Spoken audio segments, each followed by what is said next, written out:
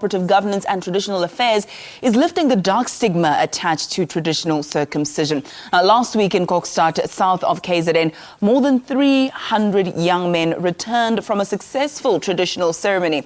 To tell us a little bit more about the circumcision initiative and other stories from KZN, we're now joined by KZN MEC for Cooperative Governance and Traditional Affairs, Nomusa Dube-Ncube. A very good morning to you. Thank you so much for your time. Yes, good morning to you and good morning to all the viewers. In my introduction, I spoke about how you welcomed over 300 young men from a traditional initiation school. They all came back alive and well. How have you achieved this in light of some of the headlines that we see that are shocking with regard to circumcision in the country? Yes, we do have a part of our communities here in KwaZulu-Natal who are still performing the initiation male circumcision in a traditional manner.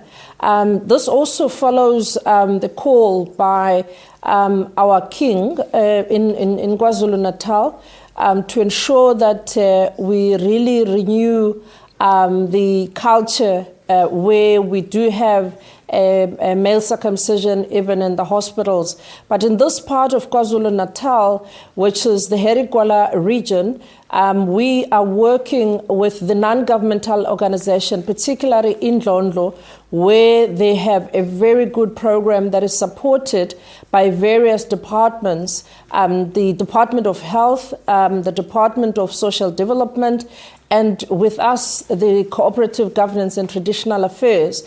We're very excited about this because over the years supporting this program, we've had all our young men coming back home safe. Not a single one of them had experienced any injuries. The exciting thing as well is that not only they come out from this University of Life alive, but they come up armed with how to work with the communities, the issues of social cohesion, the issue of leadership, the issue of young men and young women, how they should behave. And also we're excited that almost 100% of them are even HIV-free, which is something that we are inculcating in our young people, that they should stay safe, they should stay alive, and they should look after themselves. It's quite an important and significant rite of passage, is it not? And I take it partnerships are quite crucial in making sure that children come out alive. You did mention your department and a number of others, social development, but I understand traditional leaders themselves and also the leaders of the initiation schools must also come to the party. Do you also make use of some of the modern medicine experts, some of the Western methods of healthcare? Do you use them as well in the equation when it comes to some of those stakeholder partnerships?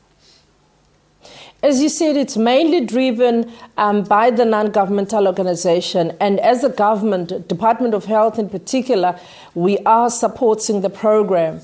The traditional leaders are in the forefront of ensuring that they embrace all the non-governmental organization.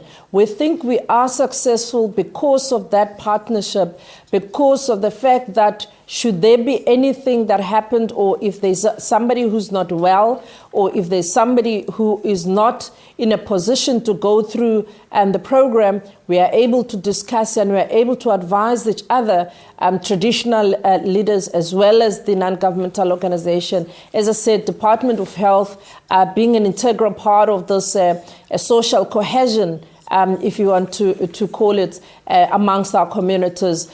You would know that the part of the Herigwala region is the parts of our province that we took over from the Eastern Cape. So there is still a number of programs that we are having with those communities as part of our social cohesion to ensure the integration, but also to ensure that we really inculcate the culture of respect for one another, that culture of growing our young people in an environment that say we want leaders in the future that know how to take care of their families. The families are very excited about this program because they always know that nobody's going to be harmed and everybody's going to come back alive and happy. So the families are also very crucial in this equation. We have, however, run out of time. But before I let you go, please speak to us about the drought situation in KZN that we have been hearing about. What is the situation at the moment?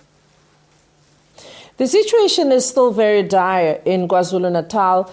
Last year we had to declare parts of KwaZulu-Natal disaster areas. We are very excited and grateful to our national government. The national minister, Nomvulano Nkonyane, she has come into the party here to assist us. They have availed more than 354 million to part of these municipalities because we are experiencing this the third year in succession. And we have been working with municipalities ourselves with our own resources, but it has come to a time where municipalities had depleted their own revenue. As the province, we have also depleted our revenues and we had to ask national government for intervention. We had put a number of restrictions towards the usage.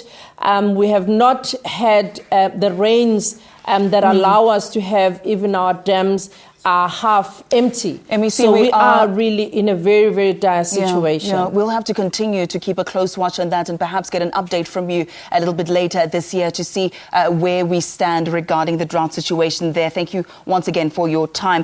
KZN MEC for Cooperative Governance and Traditional Affairs, Nomusa Dube-Ncube, speaking to us about the drought situation in KZN and also the successful return of 300 young men from initiation schools and circumcision ceremonies.